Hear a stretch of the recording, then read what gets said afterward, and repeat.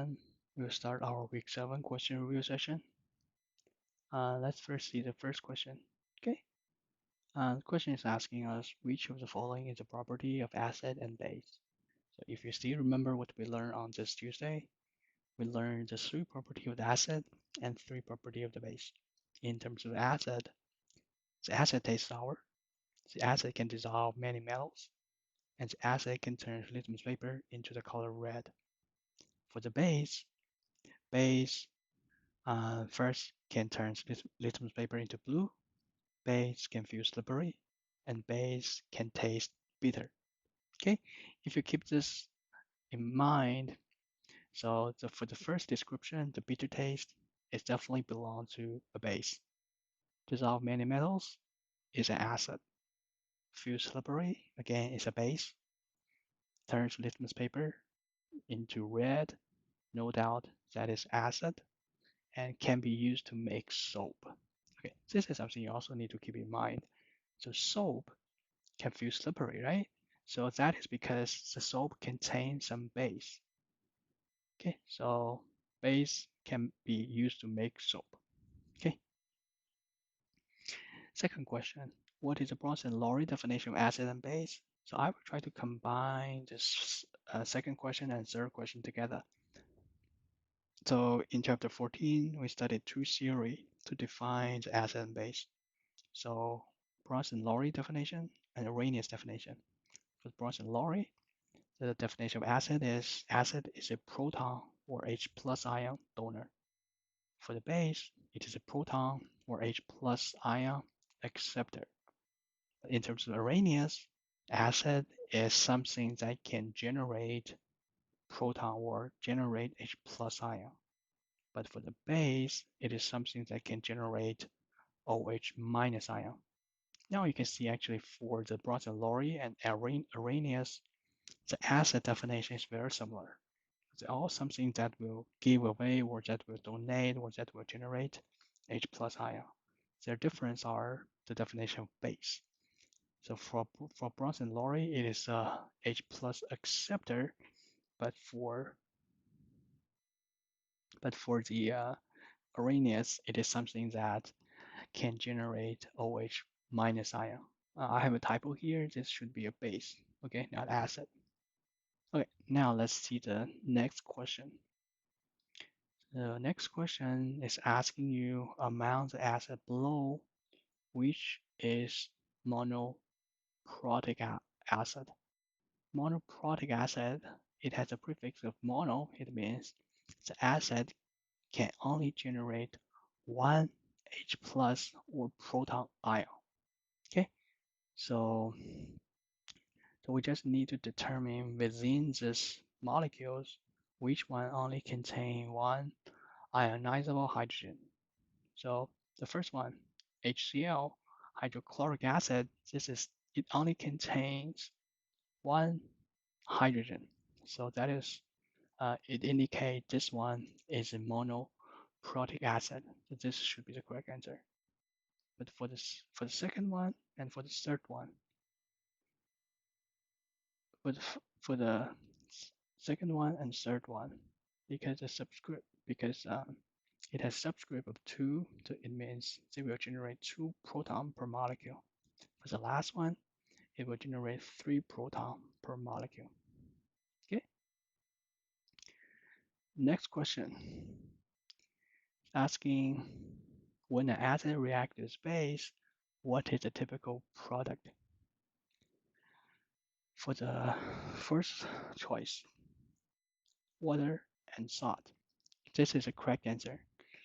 So when acid reacts with base, it is called the neutralization reaction.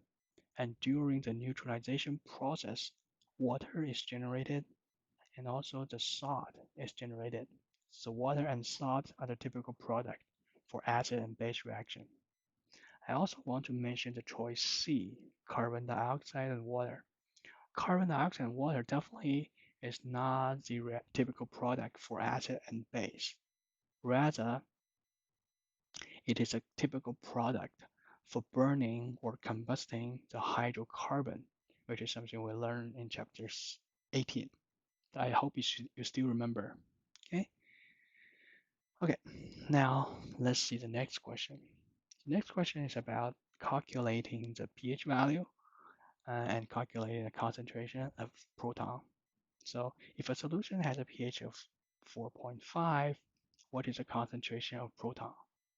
If the solution have a proton concentration of 0.0035, what is the pH?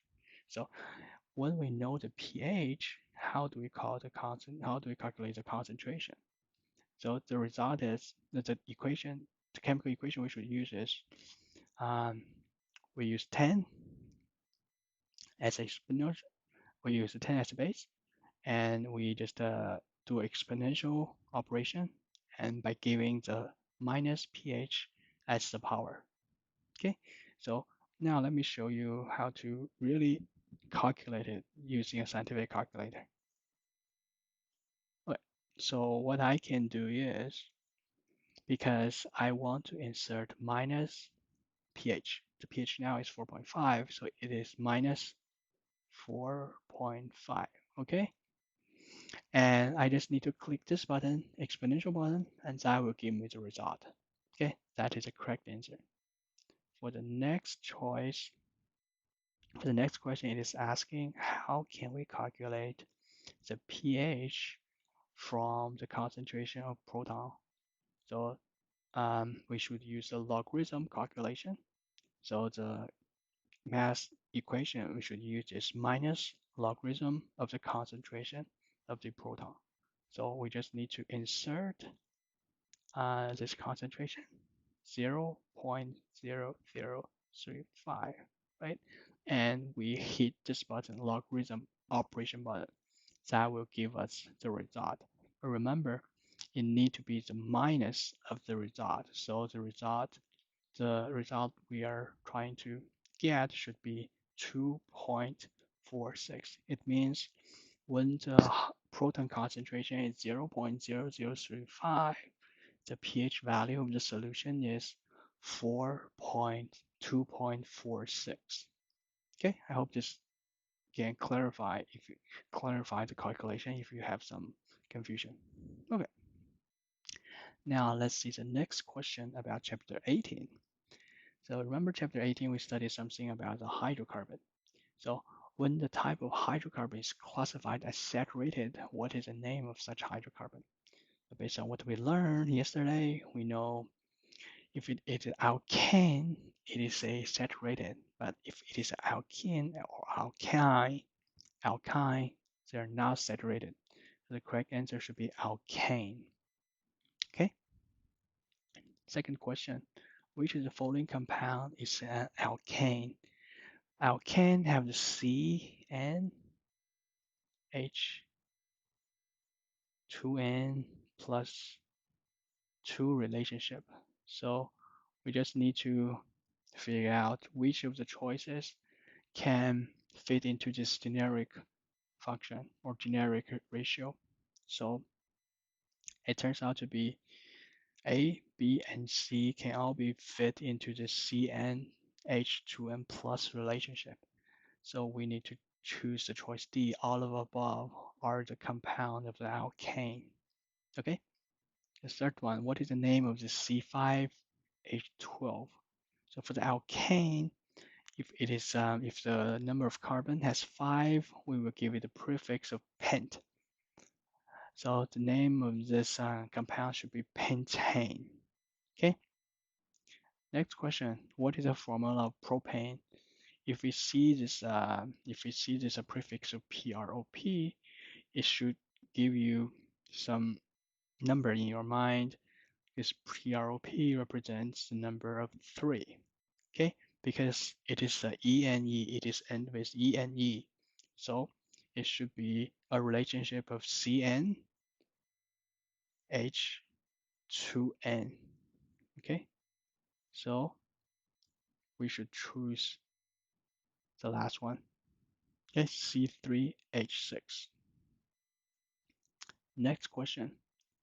Question is asking us what is the reaction of this ethene react with oxygen to generate carbon dioxide and water could be best described as this one. You see, when this hydrocarbon reacting with oxygen, it is an oxidation reaction, or we call it a combustion reaction because basically it is a burning process.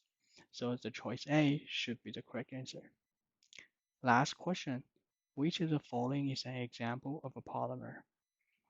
The polymer are something, a very long chain of molecule. So it contains some like repeating patterns, and the pattern is something we call the monomer. Okay, so polymer have a very wide application in our daily life, and the wax is a polymer, nylon is a polymer, plastic is a polymer, as well as a protein are the polymer. So for this question, the last choice should be the correct answer.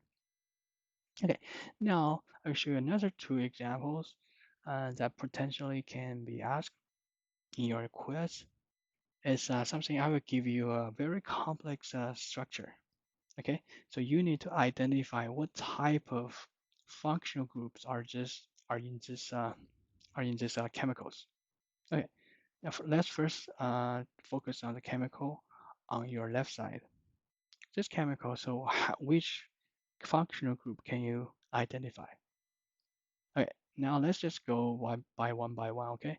First is I can identify this one. This is COO, COO functional. So this, it is COO, right? So the first chemical definitely contains a functional group called ester. Okay, next one. It contains this OH, it contains this nitrogen. Nitrogen is something here. So we can also say this molecule contains a functional group of amine. Okay, what about this guy? OH, OH.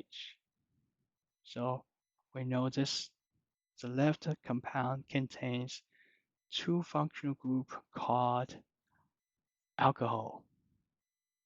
Okay, what about this one? For this oxygen, it is a bridging oxygen that connect two carbons here. So we know this is a ether.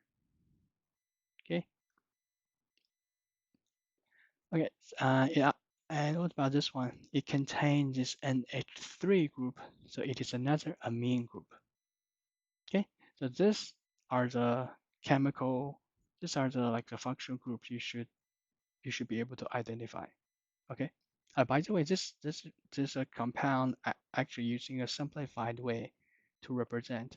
You see, each of this connection represent a carbon. Okay, each of this connection represent a carbon, and for simplicity, the hydrogen are not shown, but in fact, there should be a hydrogen. Okay, there should be a hydrogen here, and there should be a hydrogen here because as what we learned, each carbon atom should form four bond. But for simplicity, if we like show all of those hydrogen, it will make the whole molecule very complicated to see. That is why when the hydrogen is directly connecting to a carbon, we usually, by convention, we usually do not explicitly write it, show it. Okay. Now let's see the second or the molecule on the right side. What type of functional group does it contain? The first one definitely contain, again, ether, right? Because this is a bridge oxygen and connecting with two carbon here. And also it is an alcohol group because it contains this OH. Okay, so I hope this exercise can help you to understand the naming of this functional group and it can help you to find the this basic functional group from a molecule, from an organic molecule that you may have never seen before. Okay, that is everything for today for the review for the week 7 review session, and thanks for your attention.